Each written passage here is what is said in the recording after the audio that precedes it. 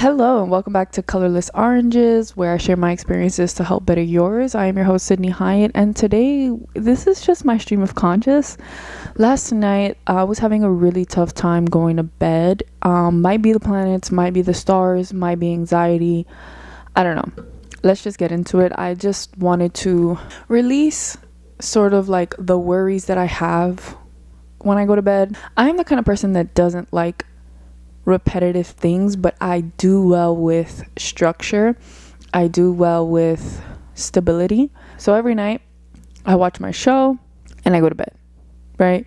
So I guess since I have like an internal monologue, there is somebody up there that talks as I am doing things, and sometimes it's very difficult for me to shut that person off. And I think that a lot of people I don't think we talk about it enough.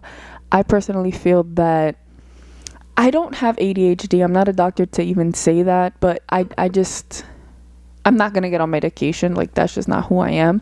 I am looking for more of a way to, I guess, focus. And I think that's what ADHD is like a lack of focus. I don't necessarily feel like I can't do things. Sometimes my mind just like, this is the time where it has to think about all of these creative projects and all these creative things and all these irrelevant things. Like, did I say goodbye to somebody correctly? Or did I hug this? Or was this weird? Or was that off? Sometimes that's what comes to me late at night. And now I understand the saying, like, how do you sleep at night? I don't know, but I think what triggered this was some sort of like comparison. And obviously comparison is the thief of joy. We know that already. Like, how many memes can we see of that? How many people can say that in their podcast? But I think that it's really what hinders us and what hurts our self-esteem, like we heard in the last episode. Talking about or even seeing somebody that I don't know, like, I don't really find anybody that I can compare myself to, but what I do compare is like, oh, this person has 5 years on YouTube. I also have 5 years on YouTube. Why am I not growing? Maybe because you're not consistent. Well, maybe it's because it's not your time. There's so many answers, and until you get to the end, you really don't know anything. You don't know why this happened. So I think trying to avoid and appreciate that you are still in the beginning steps. What I always come back to and what I always believe in is that I haven't gotten to where I need to be, because when I am there, I need to live in it, feel it, enjoy it, process it, be in the moment kind of thing, which I'm still struggling with. I struggle with being in the moment very often. My mind is always thinking about things, and as I am with people or I am doing things that require me to be in the moment, I try to do things as efficiently as possible. So I might be in the moment, but I'm also like 10 seconds ahead. Like, there's like a lag between sitting and feeling and just enjoying the time, but also thinking about like 20 minutes later. I think that when I am where I need to be, it's going to be because I also get bored quickly. You might be saying, girl, you have ADHD or whatever, some kind of attention deficit or neurodivergence, whatever. I don't like to be boxed in, so please take it easy, because I cannot stand being labeled as something. I guess I need to work on that. I don't know. But I don't want to be somewhere for a long time and then get tired of it. So I think that the process in which I am getting to, or where I am going, coming soon, whenever that soon is in 10 years, whatever, it's taking its time so that I can bask and live and be free. I'm not in a rush, like, I don't want to have a 10-year plan of all of this. Although I like stability, I just want to be stable enough to be free, if that makes any sense. I want to be able to still make my choices and do the things that I want and not have to be locked into something that I can't get out of. I don't like to be restrained. I guess that's where that comes from. I think that I benefit more from a not relaxed, structured, and this is what's gonna happen and blah blah blah, but like, let there be some fluidity to it. I don't know, I was just scrolling and I saw this person and I was like, you've already made it, so now what? Now you endure all of these things that in which you weren't really ready for, but God made you ready, or whoever you believe in, the universe believed that you were ready, so therefore you're ready. And now you have to endure that. Now it's your time to show, like, all the things that you've been waiting and working on, show them to be true. I don't know. I just, you think to yourself like, oh, this person has this person has that, but it's like, okay, you also have things. And I was very happy, actually. Like, I don't know where this, like, not enough, or I'm not doing all of these things good and I'm not getting anywhere kind of things came over me. And that's what I wanted to talk about today, which was observe your thoughts. This is a principle in my mind. This is like a core belief, but it's so hard to remember it when I am in those emotions, when I am feeling like down and everything. It's like my thoughts, this internal monologue, this person who may not be secure or who raises questions, because I am a curious person, kind of sees something and then I believe it to be true. And the I is me, like who's talking right now believes it to be true. But the other I in there, which I don't understand, like, how can we all have these people in our head and not become psychotic? Like, maybe that's why there's schizophrenic people and they don't understand this. Or maybe it's people who don't have an internal monologue and then do all of a sudden. So they're like, oh my God, what is happening? I want to practice observing my thoughts. I want to practice not believing every single thing that comes in my brain to be true. Even just because I thought it doesn't make it true. You know what I'm saying? Like, I need to work on that. That is a goal of mine. I understand that sometimes I can bring up concerns for myself that I'm not seeing, or there's something subconsciously happening and I need to talk about it. And that's why I like to journal, which I haven't. And I think that's also what's making this have a peak, have a spike, why it's so difficult for me to fall asleep lately. I just feel that there needs to be some regulation in my brain, and that has to come from me, maybe meditating more, or even journaling more. And last night it was like a real battle between myself. It was like, you're not real, like, why can't you focus? Something that helps me focus and go to sleep is just breathing and hearing myself breathe. That's like what puts me in the moment, is like, I'm here now, I'm not up here, like, let me be down here. And it was a struggle, like a really big struggle. I kept telling myself, like, can you just shut up? Like, I felt a little bit crazy, a little bit like, what is happening to me right now? Like, why can't my brain just shut off? I so badly wanted to hit a button to just be like, please be quiet, like, I need rest.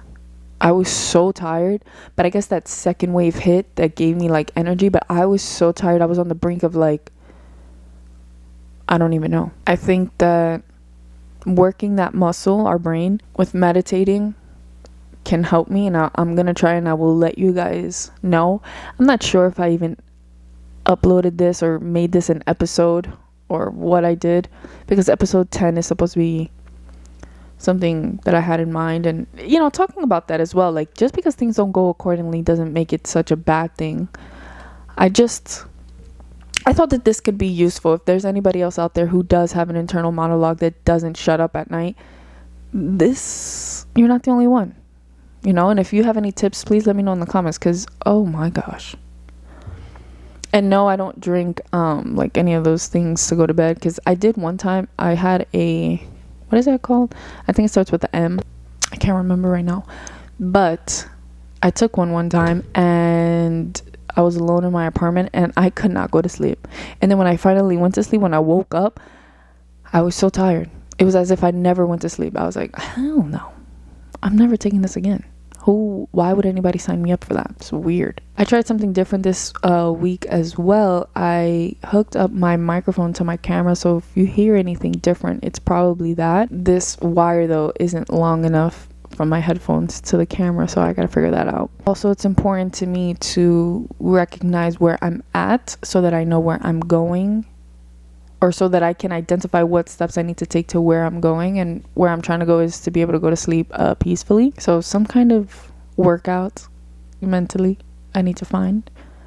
I need to remind myself to observe my thoughts and not to be so heavy and hard on myself. Like, girl, you're learning step by step. Also, I did something today, or a couple days ago. I was asked to name my favorite influencer, and I put this podcast. And my classmates might see this, which is weird because I pride myself on being like this private person, but not so private, like open enough that you know what's going on, but not really. Like you're on a need to know basis. You know what's happening, but after it's already happened. And I don't know, maybe like the thought of criticism isn't the best for me. Maybe I'm not as strong as I believe I am. I think the part that is scary to me is that the facade and the person who I believe to be, I am not. But at the end of the day, it's just like the opinions of others, you know, like what can they really do? But I have my own opinion on myself that does matter. But the only reason that I believe that theirs could be true is because I'm not 100% in mine. You know, like I believe, yes, that I'm this strong person, blah, blah, blah. The thing is that I believe in my mind that there's a billion of you watching this, when there's just probably 5, and that's it. And that idea kind of like I battle with, and I don't know, I don't want it on the screen of my classroom where I find it to be like a safe space where I'm just learning things. But part of me was like, yeah, let's criticize it, but let's see what people have to say about it. And I guess I have to accept that person because we're already here. We put ourselves in here. I don't know, it's difficult for me to be vulnerable online because I feel like I know both sides. And most of the times, like, I kind of already know what is to be said. And that's why, like, I argue here by myself, basically. But anyways, plans change, things change. Episode 10 ended up being this conversation with myself and you, witnessing it. I guess so, episode 11, which is actually more special because I started this podcast on the 11th of January. So the 11th episode should mean something. You guys are still going to get your surprise next week. Oh, I don't know when I'm posting. I don't know anything. I also wanted to share the story of my job, the reason why I left it. So it had been like a year that I really wasn't working like at a consistent job. You know, it was like these side gigs or whatever that I was doing, but it was like a year. I finally found this project-based job, which was going to take a year. It's about creating a music video in the Bronx. And, you know, I would be the producer. Sorry about that. There seems to be a lot of deliveries today. But anyways, I was going to be the producer assistant or whatever on this project. They wanted like a lot of my input, whatever. That project needed funding. While we try to get some funding, I was basically put into a situation where I could help the person make their own podcast. Man, the things we do sometimes, like how naive could I have been? Was I really that job hungry at that time? Like, what was really up with me? Like, how could I even let that happen? I'm somebody who's so strong. I see past all the bullshit. Like, I think I was doing it to try to secure something for my family and I, you know, like I was really thinking about, okay, I would make money and, you know, this could help. Maybe I could network with people, meet new people, whatever. 2 months went by. I still hadn't gotten paid. I was doing basically 2 jobs in one. In the end, I say the end because like once this happened, I was like, I'm out of here. I had gotten advised to not work for this person anymore until I received some kind of payment, because when I was offered the position, it was supposed to be a paid internship. From the beginning, it was a paid internship.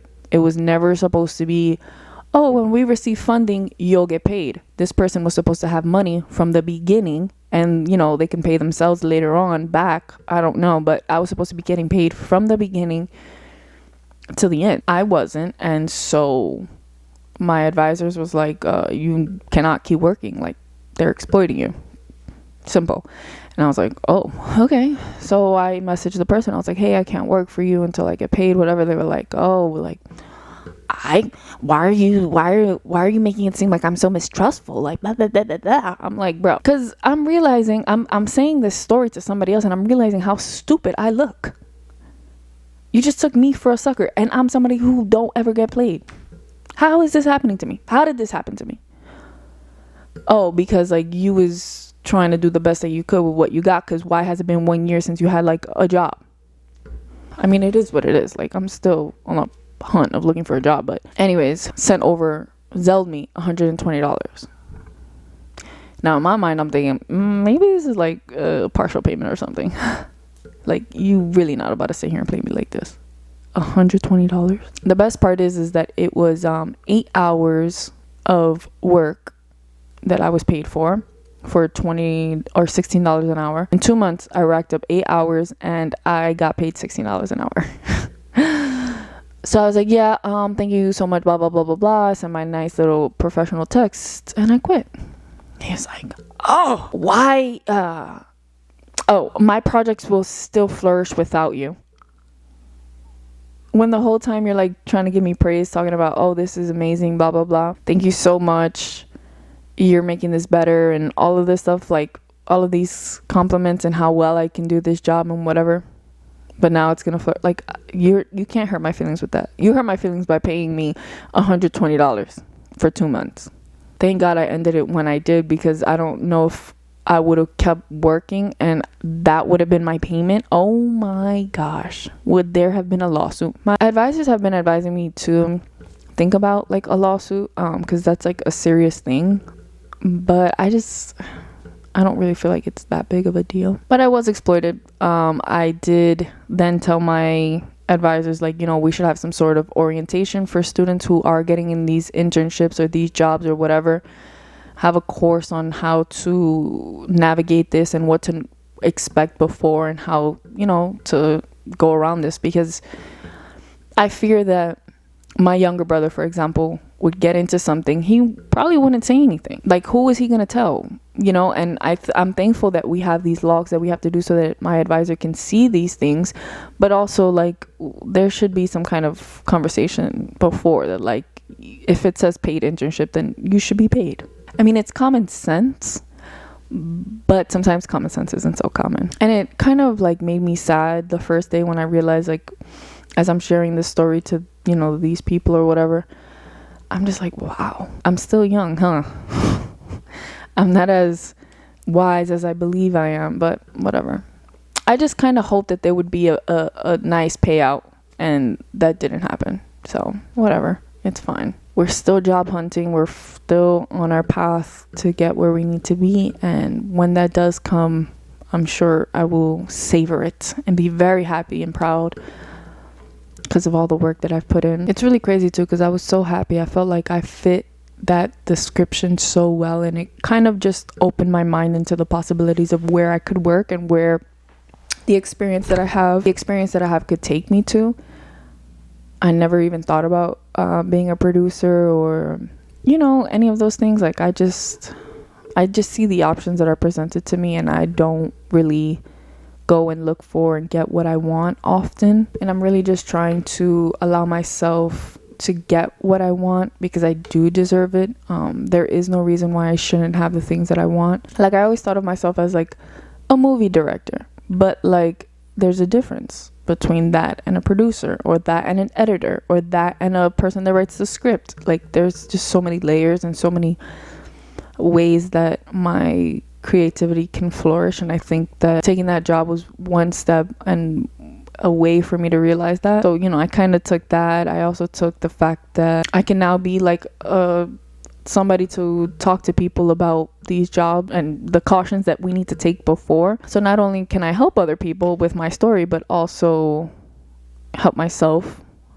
in looking for other things and finding something else. Sometimes it gets difficult when I feel like I'm exuding all this energy for other people and not myself, not showing up for myself. For example, not getting myself exactly what I want, not doing exactly what I want for myself, but I'm doing it for others. That's like a constant trait that I realize, like, when I do these observations on myself, I realize what I'm doing. Like, sometimes when I'm in the moment and I'm helping everybody, I'm not thinking that. I'm just like, this is who I am, this is what I do, whatever. But then later on, I just think like, wow, people don't know their power, Just a simple like repost, for example, from a friend of mine. she reposted one of my content video that I posted, and I was just like, wow. Now I'm getting emotional. I don't know why I'm so emotional these days, but it just really meant something. Like comments and things, you know, that kind of show that you're helping people, like, or you're doing what you want to do, and somebody like validating that sometimes is really nice. And you know, the reason I guess why I kept going on in that job was because I was being validated so often. But that's how you get people. That's like manipulating. He was manipulating me. I don't want to take it too far because I can do that. Like the way that my mind works and the words that I use I'm using these words correctly. Like the word manipulation, that's exactly what he did. I was just like so blinded. Like there was a curtain in front of me and now it's gone. And now I'm like, holy crap. You know what I'm saying? Like this was deep. Just like, you know, all the videos that I've posted on my channel talking about my school and like the things my principal did and like some of the things that students would do to me in middle school. I don't know, like these things are serious. And like we don't even bat an eye. We let a lot of things slide that if we were just to think a little bit critically, it wouldn't happen. Like it can't just be the way of the world. I don't know how we just sit and allow these things to keep happening. Like allow it to be the normative thing to, oh yeah, like that's just what happens in the media industry. Like, no. And if you don't abide by it, if you don't go by those rules, then you're not allowed. That is crazy to me. There's nothing that has been in the past that isn't now here present in our future. And I think that like we should all talk about that. We should do something about it. I don't really get how our society is just the way that it is, and we're like, just okay. You know, as long as people have their food and we have our entertainment, we're all fine. But it's like there's real people dying and real people suffering and real pain and trauma and just unfairness. And I don't know why I was born with this like idea that things need to be fair, things need to be just. There has to be some kind of action. Like this is just who I am. And a big part of me is just I see when like I am extending my hand out for people and those people aren't doing the same for me. Like that really bothers me. And it's the reason why I don't keep certain friendships and I don't, you know, continue doing certain things for certain people, because I am giving you my all. Why can't you give it back to me? And it's not that I want our relationship to be transactional, because that's just not it. But I just feel that I don't need to do everything for you then. And if like I can't be myself with you, then no. I had a certain friendship for a really long time. And with this person, I would do so many things for them. But it's because I found a way to accept them in my life, and how like I don't know, I was giving a lot to this person, and what they were giving back to me, I was fine with it, you know. And as I grew up, I realized I was not happy with that. You can ask me for exactly what you want and I will give, but when I ask for exactly what I want, you can't give. Like that just doesn't work out for me. And I'm not the type of person that I'm just gonna stay through pain. Like once I realize something, there's no getting me to go back. Like I'm always constantly going to see this, and until I can put an end to it, I won't be able to move forward. And that's like why my mind does this at night. Like I spiral. I'm just like listening to all these thoughts and I'm going down this rabbit hole of just like, okay, so tomorrow I'm going to wear a white shirt, but if I wear this white shirt, then I have to put on these blue jeans because the blue jeans are the ones that go with those sneakers. And until like I finalize, okay, this is done, then I can't, you know. I don't know why, but the unfairness in a lot of relationships is where I draw the line. I am not going to give to anybody who does not give to me. And this is just who I am. And a lot of people, you can see it as transactional. I don't even know how to combat that. I don't even know how to tell you like, oh, this isn't what I believe. If I'm your friend, I'm going to do everything for you. And if you're my friend, I expect you to use your resources and help me as well. And if you can't do that for me, then we don't need to be friends. And maybe I won't have any friends. But this is just what I believe in. I'm not going to change my belief just to let somebody fit into my life. Like, that's just not how this works. A lot of people don't want to see you better than them. And that's fine. But just not the people in my group. And it's not that anybody's better than anybody. It's just, this is what I can help you with. But if I'm not giving you this opportunity, you're a hating ass bitch. Like, I'm not gonna sugarcoat it. This is my podcast. I can say what I want. If you have some kind of opportunity for your friend and you're not giving it to your friend, you're a hater. But if you're the friend that needs the opportunity and you're constantly helping that other person, walk away. This person is not serving you. They're using you. Like, that's what using somebody is. They're taking you for all that they can get from you, and they're not giving anything back to you. So walk away. My problems are not your problems. I understand that. But it doesn't take a lot for me to give you the shirt off my back, you know? Like, I'm wearing, if I have this sweater on, I have a shirt on underneath. Like, I'm going to be fine as well. I'm not giving my last resources. That's going to hurt me in the end. No, but this is extra. You know what I'm saying? Like, here, you can have this. I'm not like selfish or greedy. I don't know. It's just like a lot of lack mindset. And a lot of those kind of people are the type to say like, oh, I need to keep all of my things for myself and I need to hoard my stuff. No, you do not. You ever realize when you like give away your clothes, you end up getting more clothes? Like, it's just the way of the universe. When you let go of things, new things come. Like, you're never going to stay stagnant. As much as I like to believe that I've been stagnant for a year, I really haven't.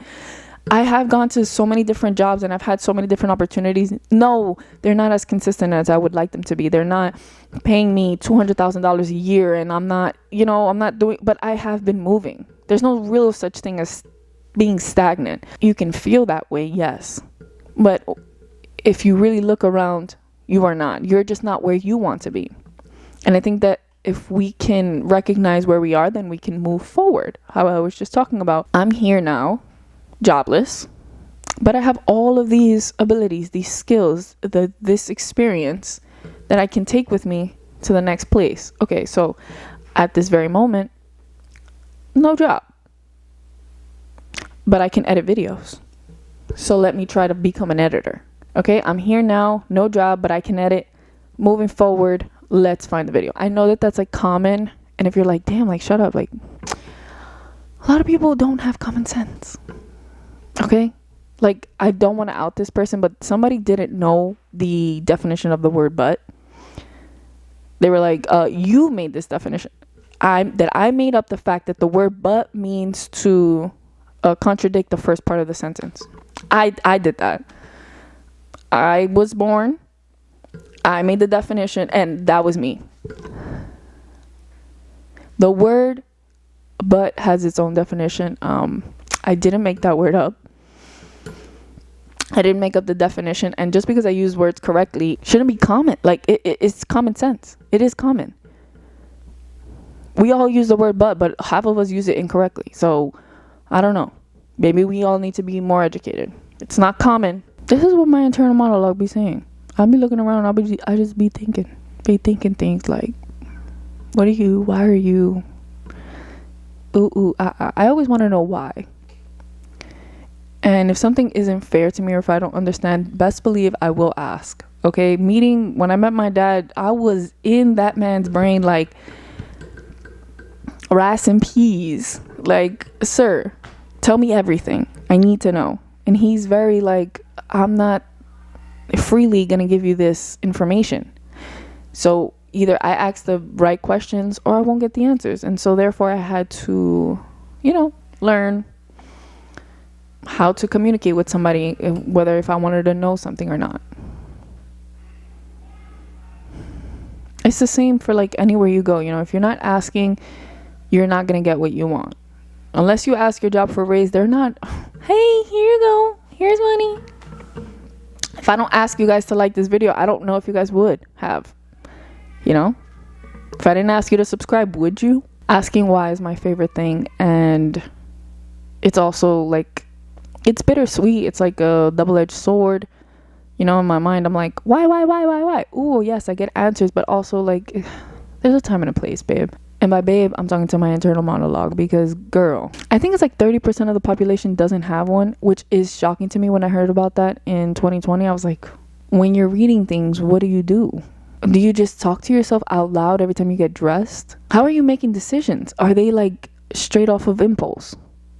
Like, how do you even, what goes on in your brain? Like, what is there? Do you hear crickets? Like, do you hear anything? What is in the brain? Like, what? I would like to learn a little bit more if schizophrenic people had an internal monologue before they became schizophrenic. Actually, let's Google it.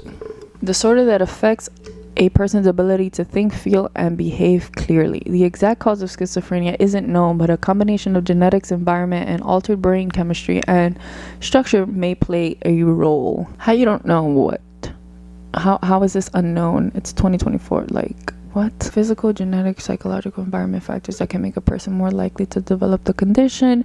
Some people may be prone to schizophrenia, and a stressful or emotional life event might trigger or a psychotic episode. Exactly. So did they not have an internal monologue before? And how do we regulate this monologue? Like, I want us to talk about it. Like, how do I stop my brain from thinking so much? Like, when do I turn it off? How do you turn it off? I can see how people go crazy. Like, I really do. If I don't calm myself down, I can get there. How are other people with this same thing in their brain dealing with it? And just because my brain is telling me that, oh, this girl has better pictures than me, it doesn't make it true. Okay? It doesn't. But you make whatever you want to be true. Anything being true is subjective to yourself in that matter, whether it's likes or not. Like, that's just dumb. I don't want to be one of the people who look at somebody else's pictures and believes now that they are no longer good, that they are no longer putting quality information into the universe just because there's somebody else with the podcast and other people are talking about it. But how do I tell my brain that? I'm really waiting for a response here. Like, I hope you guys are responding because I need help. I'm building a community of inner monologue people. We're going to be called INMO. Inmo. I guess I found something to call you guys. My Inmos. Hey, Inmos. That kind of sounds a little bit off. I don't know. Inmo. No, I like it. I like Inmos. Anyways, to my Inmos, observe your thoughts. Just observe them. They're not real. And also, intellectual property. Like, this is a very important thing. Okay, like, I had an idea for this product. And, I was trying to get it done and everything. But, like, even disclosing what I wanted to get done to these factories, that's a big step. Because now you can take that. You're obviously a factory. You can take my idea and make it yourself. Now, my idea, you might not take it because you don't think it's smart enough, but like, regardless, in my brain, I made this up. So how do we go about that? Like, making only patents that cost like $50,000. Like, why are you making this so expensive for me? I have a thought. There should be an agency that makes some sort of help possible to people with creative abilities and ideas to help better the world. Like, there should also be an HR agency of some sort for people in gig work. I thought about that a long time ago. Gig work is basically like people who do Uber Eats or even Uber, or like where you're an independent contractor where there is nobody to talk to in your job. Like, I can't really tell Uber, like, pay me more. Like, they don't hear me, but they do see protests and stuff like that. So I guess we can band together, but I don't really know if that's going to be as successful. Like, that's just sometimes putting a band-aid over things. I just can't wait to see real change. I don't know if this is what every generation goes through, where they're like, I want change. But personally, I would love to see change in this world. And I know, there has been change in the last 10 years. 10 years ago, I had $5 and I would buy a bacon, egg, and cheese and a Snapple iced tea. And 10 years later, I can't do anything with those $5. I bought a bacon, egg, and cheese and a coffee for $8 today, and I thought that was a great price. I would like to see good change. And I guess this is the same common theme that every generation wants. And I don't know what generation is going to be like the most tired of this BS that we live in, but we need better friends. We need better governmental whatever. We need better everything. And yes, I am happy in life. I have everything that I've ever wanted. I am exactly where I want to be. I'm very happy here, but I am very terrified for people that are younger than me, mostly like my younger brother. when he gets to the time for him to work and do what he wants to do, if it's not what his dream is, which I hope it is, but if it's not, like, I'm just terrified. But it is what it is. People have to go through their own things. I'm gonna end it right here. I think that that's enough of my conscious, my brain that's streamlined that you guys just heard. This is how I think, this is how I talk. I don't care if it's ADHD, neurodivergent, or neurotypical. Like, it is what it is. This is how I talk. Sure, I can stay on topic, but a lot of things require getting off topic, and I think that that should also be normalized. People shouldn't feel bad for talking about 7 different things in one. Like, it's fine. I hope the people that do follow me understand that.